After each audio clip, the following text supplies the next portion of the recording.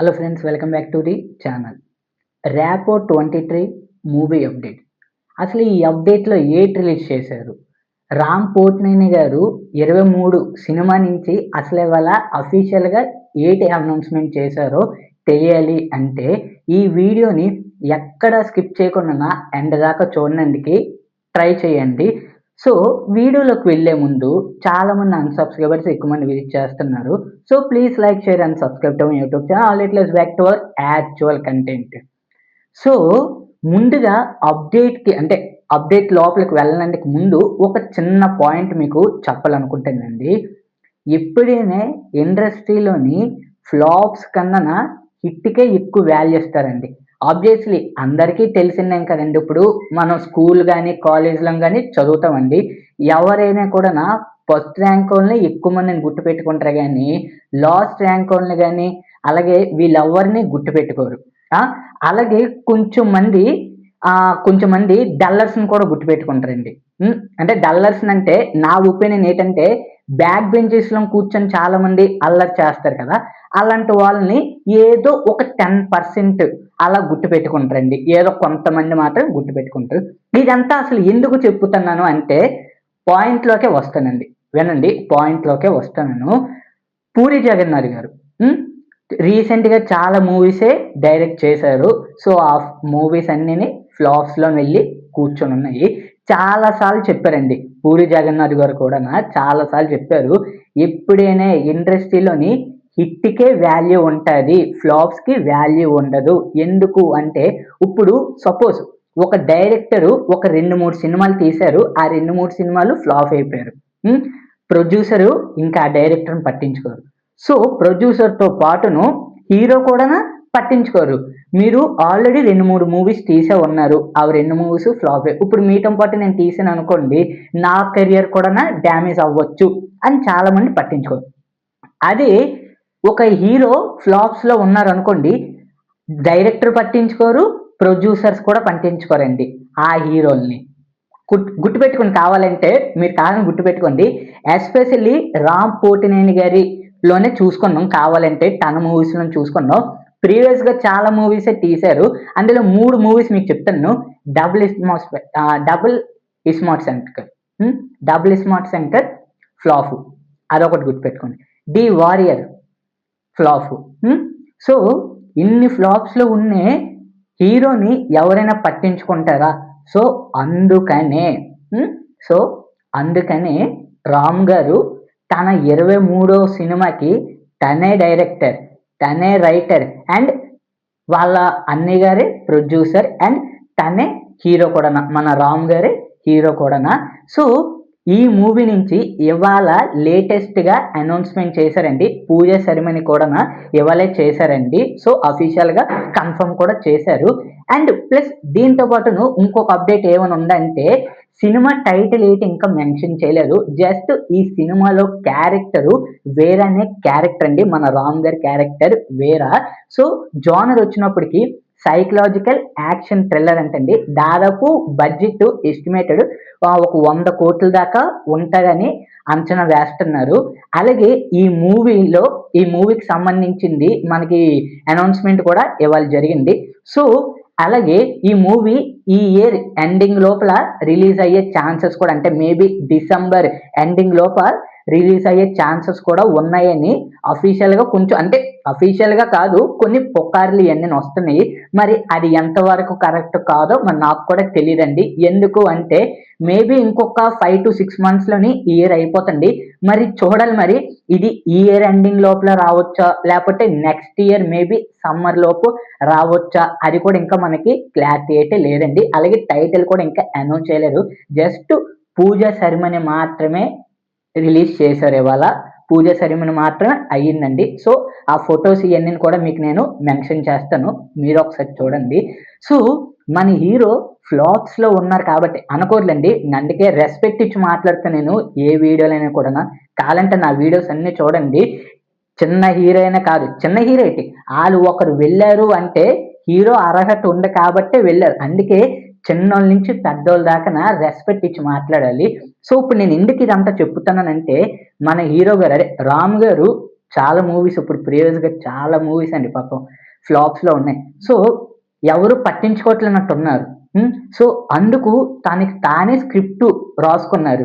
So, direction కూడా ఇదేనండి first film తన డైరెక్షన్ కూడా. అలాగే నాకు 'రామ్' గారి మూవీస్‌లోని కొన్ని మూవీస్ బాగా నచ్చుతాయండి. 2006లో తన ఫస్ట్ ఫిల్మ్ అండి. తన ఫస్ట్ ఫిల్మ్ 'దేవదాసు' మూవీ అండి. నెక్స్ట్ లెవెల్‌గా ఉంటదండి సినిమా మాత్రం. సాంగ్స్ కూడాన అంతే హైలైట్‌గా ఉంటాయండి.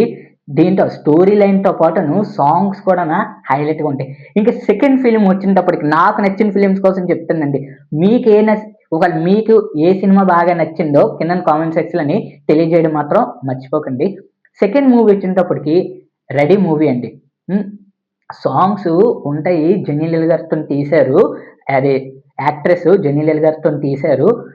సూపర్‌గా ఉంటదండి.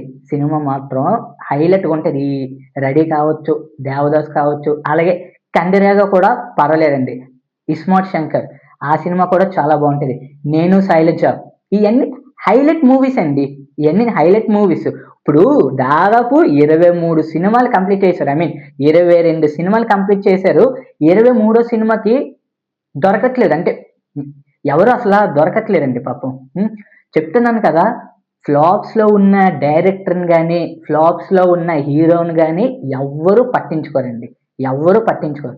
ఇన్‌కేస్ ఒకవేళ ఆ సినిమా ఫ్లాప్ అయిందనుకోండి, మొత్తం బాధ్యత మొత్తం అంతాన ఎవరి మీద తోసేస్తారో తెలుసండి? హీరోయిన్స్ మీద. మీరేనండి కారణం దానికి. ఈ సినిమా ఫ్లాప్ అవ్వడానికి కారణం మెయిన్‌లీ హీరోయిన్నే అని చెప్పి జస్ట్ వాళ్ళ మీదకి అలా తోసేస్తారు. పాపం. హ్మ్. వాళ్ళ తప్పు లేకపోయినా వాళ్ళ మీద తోసేస్తారు. కావాలంటే చూడండి. చాలా వీడియోస్‌లోని హీరోయిన్స్ చెప్తూ ఉంటారు. నేనండి చెప్పడం కావాలంటే మీరే ఇన్‌స్టా‌లోని చూస్తారు. ఇన్‌స్టాగ్రామ్‌లో ఎన్నిట్లోని మీరు కూడా చూస్తారు చాలామంది. సో, అదే చెప్తున్నాను కదండీ! ఒక సినిమా ఫ్లాప్ అయిందనుకోండి, హీరోని, ప్రొడ్యూసర్‌ని ఎవరు ఏమనరు. ఆ! మొత్తం మూవీ టీమ్ మేకర్స్ మొత్తం అంతాన హీరోయిన్ మీదే తోసేస్తారు. చులకన. హీరోయిన్స్ అంటే చులకన. అది మనమేం చేయలేమనుకోండి. ఇంకా అది అంతే. సో, ఫైనల్లీ ఈ మూవీ సక్సెస్ అవ్వాలని కోరుకుందామండి మనందరమని. 'రామ్' గారు ఈ చిన్న ప్రయత్నం స్టార్ట్ చేశారు. ఫస్ట్ మూవీ తన డెబ్యూట్ మూవీ స్టార్ట్ చేశారు. చూడాలి మరి ఈ మూవీ ఎలాగుండబోతుందో. పక్కాగా నాకు తెలిసి 99.9% హ్మ్. ఆ పాయింట్ 1 పక్కన పెట్టండి. సో, పక్కాగా హిట్ కొడతాడని నాకు నమ్మకం ఉంది. ఎందుకు అంటే ప్రొడ్యూసర్స్ వాళ్ళేనండి. హ్మ్. ఇప్పుడు ఊరికే తీయరు కదండీ. ఇప్పుడు 100,00,00,000 దాకా బడ్జెట్ పెట్టారు అంటే ఏదో ఉంటది. పక్కాగా నా సినిమాలో ఏదో ఉండకుండానా ఆ!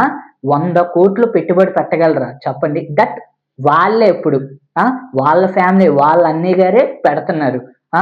మొత్తం అంతాన సినిమా మొత్తం ఖర్చంతాన వాళ్ళ అన్నయ్య పెడుతున్నారు. సో, కన్ఫర్మ్‌గా హిట్ అవుతాడండి 100%. ఈసారి ఎందుకు అంటే గాయపడ్డ సింహం అండి. మన 'రామ్' గారు గాయపడ్డ సింహం. హ్మ్. ప్రీవియస్‌గా చాలా మూవీస్ పాపం ఫ్లాప్స్‌లోనే ఉన్నది.